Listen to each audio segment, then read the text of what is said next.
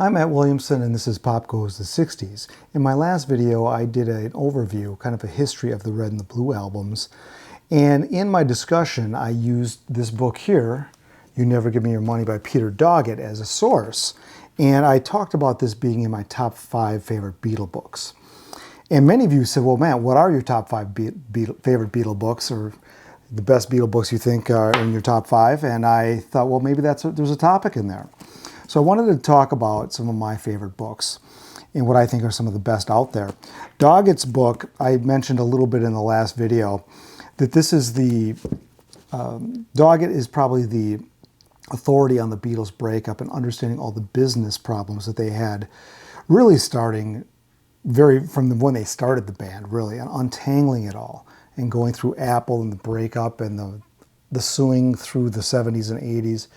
Very convoluted, but Doggett makes it all very understandable.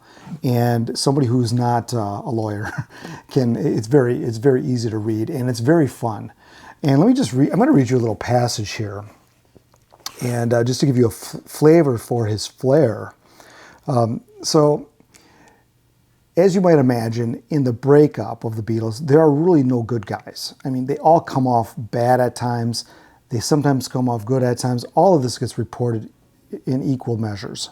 So here's one of the lines I thought was a nice piece of writing. Lennon and Harrison had been less careful about their dealings with Klein.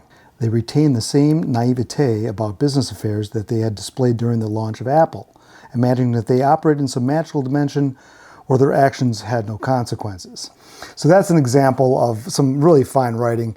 It can be very sarcastic, but in a funny way, because these guys were just not cut out that well to do this kind of business. They had no business being in business like that without some kind of overseer, and it got into a lot of trouble, and Doggett untangles all of it in this book. So that's why I like this book a lot. Another book, somewhat, a little bit controversial book, Revolution in the Head by Ian MacDonald. This book is a little bit more academic in that Ian MacDonald not only takes apart each Beatles song, looks at each one individually and in chronological order, but the real value of this book is in talking about the music industry and music as a whole.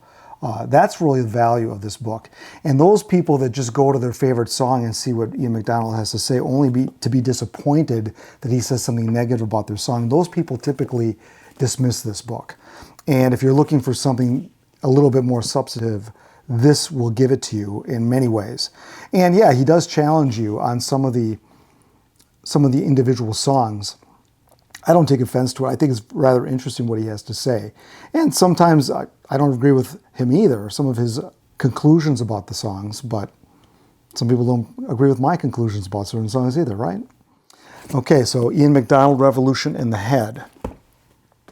Next one here is The Beatles and the Historians, an analysis of the writings about the Fab Four. This is by writer Erin Weber. She's somebody I've had here on the show. And this was a revelation to me in that she took pretty much all the history of the Beatles and put it into 4 categories. What I learned from her is you got to go past 50 years of the events to really start getting to more accuracy in the retelling of the history. So this is The Beatles and the Historians by Erin Weber. Let's go, I did mention Lewison, let's go to Lewison right now. So Lewison's book, Tune In, this is the mass market version. This is about 800 pages. The expanded version is double that. And this is the deluxe box. There's 2 books. The other book I have somewhere over there, I don't know where. And very nicely bound, but this is considered, about the definitive Beatles history. And this is simply volume 1. This goes up to the end of 1962. And the thing that makes Lewison's work so good is he relies heavily on documentation. And those things just don't lie. They don't have biases.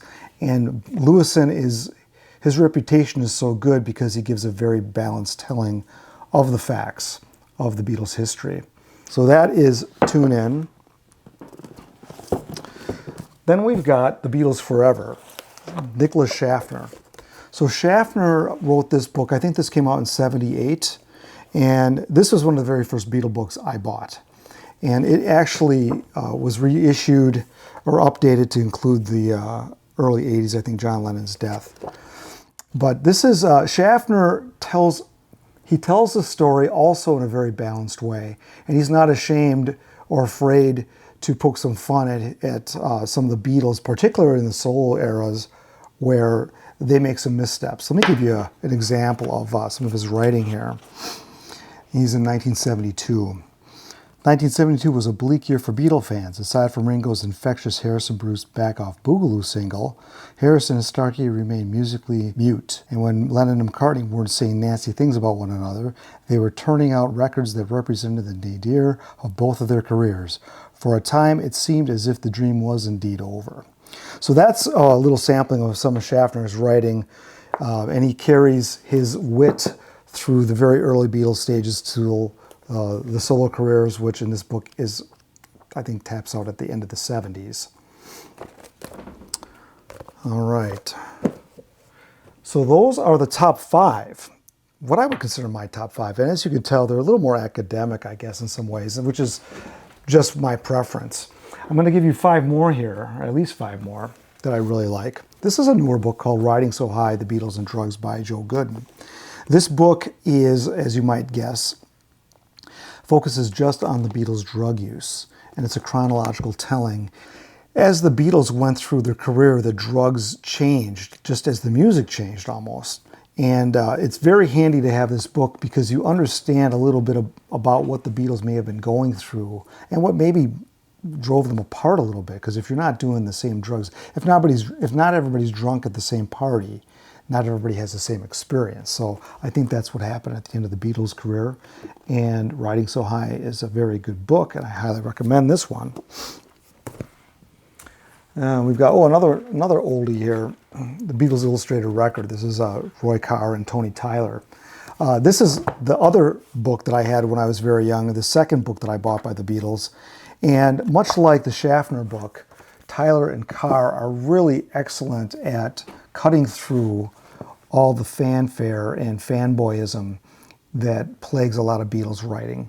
And they tell it like it is. And I think that once you get into the solo careers, it gets a lot sketchier, and you see a lot of opinion changing. Instead of all the Beatles years are typically pretty glowing because the Beatles could almost do no wrong. Not so in the solo years, and this book demonstrates that very well. We have Get Back, the Unauthorized Chronicle of the Beatles' Let It Be Disaster by Ray Schweigert and Doug Sulpy. So this was a book that I really relied heavily on when I was working on all the Beatles Get Back, Let It Be videos that I did. This was really essential in understanding what they were going through. And these guys, when they wrote this book, I don't think they were able to use actual quotes from the tapes, because I think Apple would not allow them to do that, which really tied their hands.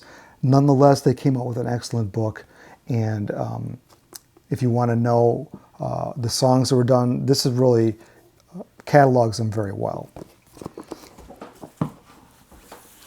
All right, what else we got here? Okay, another book that is similar, I guess, in some ways. Well, at least to, I guess, Joe Gooden's Riding So High, The Beatles on Drugs. This is a book on the Beatles instruments. So it's another very narrow focused book, just like this one. And this is by Andy Babuke. This was the first book that really made me think differently about, I guess, books or just how the history is told about the Beatles. A book just on their instruments, how interesting can that be? I bought it and I loved it. And somewhat of an amateur musician myself, I really got into learning about some of the equipment that they used. And one of the things I remember about it is that John Lennon's Rickenbacker, the white Rickenbacker that he bought, I'm not sure the year, I don't remember, but that was actually a very rare model. And Lennon didn't know it at the time. But there was a photograph that he shows in this book of that same exact model hanging in an American shop. And somehow that got to England and Lennon bought it. But things like that were very interesting, down to the receipts. The Beatles were very into their very early guitars because they as you might guess, it was an expensive item. So if they paid good money for it, they earned the money and they really took care of that. And they got to a point when they got in the Beatles, it got so big, they never had to pay for a guitar really ever again. So those early guitars are spoken with a lot of pride. All right, we've got a fun one here. 2004, Postcards from the Boys, Ringo Starr. This is a great, great book. This is essentially exactly what it says. Ringo kept a lot of the postcards that Paul, George, and John had sent him over the years. Ringo actually had a big fire at his house. I don't know if it was in LA. He lost a lot of stuff, but apparently these were not lost, and he was able to put this book together. And for example, like I'll give you one from each guy here. This one here is from Paul and Jane when they were in India. It said, everything here is still going well, except we miss you both. John and George have each done 7 hours, but we've only managed 2.5 so far. But we're hoping to do more before we leave. The weather is getting better, and there have been complaints about mosquitoes, so Mo isn't the only one. Mia left yesterday and Mal today. Latest news is that Maharishi's building a swimming pool. Much love, Paul and Jane. So that's kind of cool. And this is the front of that postcard. Shows fronts and backs. The backs are more interesting, obviously. Here's one from John, and if I'm reading the postmark correctly, it is from, it looks like January 27th, 1971. So this is when everything's hitting the fan, and this is all it says. It said, "Who'd have thought it would come to this? Love, John and Yoko." That's from John, obviously. Okay, then we have one here from George. This is from 1984. "Hello, see you for Christmas dinner. Be back soon. Love, George." So there's all kinds of fun stuff in here. And if you're looking for just a light Beatle book to pick up, this is one I would grab. There's one I almost forgot to bring here, and that's a biggie, Beatles Anthology. So this was the Beatles' own story, and this is actually an extremely good book, filled with all kinds of quotes from the mid-90s when they put the book together, but also it assembles quotes from their distant past.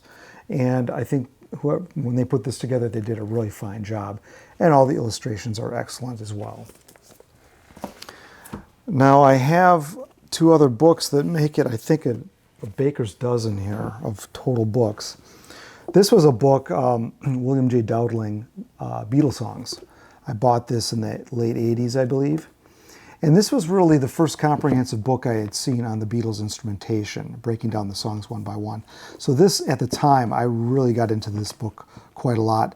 Mark Lewison's Sessions has kind of replaced this, and how that is soon to be redone, I believe, too, because there's new information that can better what Lewison had even done. So this was a favorite of mine.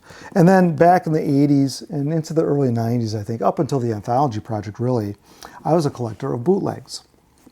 And this book by Charles Reinhardt really helped me understand everything that was out there. I mean, what an undertaking to do this book, because at the time this was pre-internet, and you couldn't find, I don't know how this guy found all this stuff, but it was a very confusing time to be a collector of bootlegs. And it really wasn't until the internet that it got a lot clearer, a lot easier. But then I kind of stopped collecting at that point anyway. But this was a book I really turned to when I was trying to find those lost Beatles songs. So those are I guess that's a baker's dozen of books here. And one of the things I've noticed is that there's a couple of the newer books I mentioned, like Riding So High and the Andy Babuke book on the instruments. There are lots of new books coming out that are typically more narrow focused, but there's so much more treasure there to be had and for fans to get their hands on. One of those, let me bring up another book here. Somebody I've interviewed on this channel several times, Jude Kessler. This is volume 5 of the John Lennon series called Shades of Life. Now, one thing Jude has been doing, I mean, talk about, this is like 1 year's worth. So she's really going in depth here. And one thing she's done and this is very unique and very creative, is she's hired a Beatles voice impersonator to do the audiobooks, to give her books more life if you get the audio version. So that is something that's really unique, and I think people are starting to do more creative things with their books and things like that, so that they're just a better, more vibrant experience. So we hope to have Jude back on here in the show sometime in the future. Jude, I'd love to have you.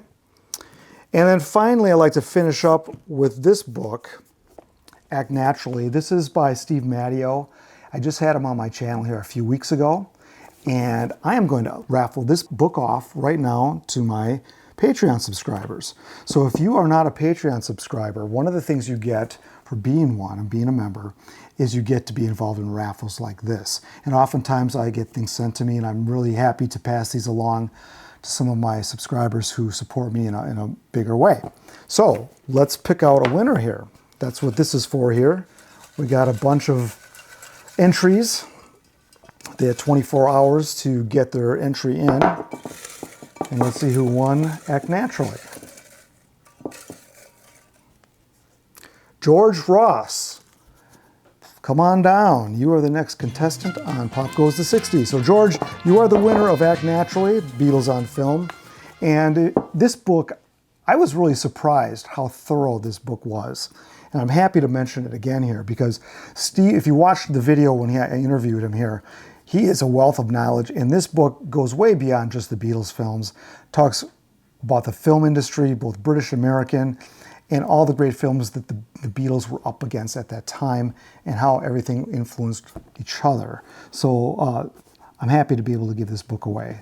So this is it should be just in time for Christmas, I guess, huh? By the time I get it out to you there, George.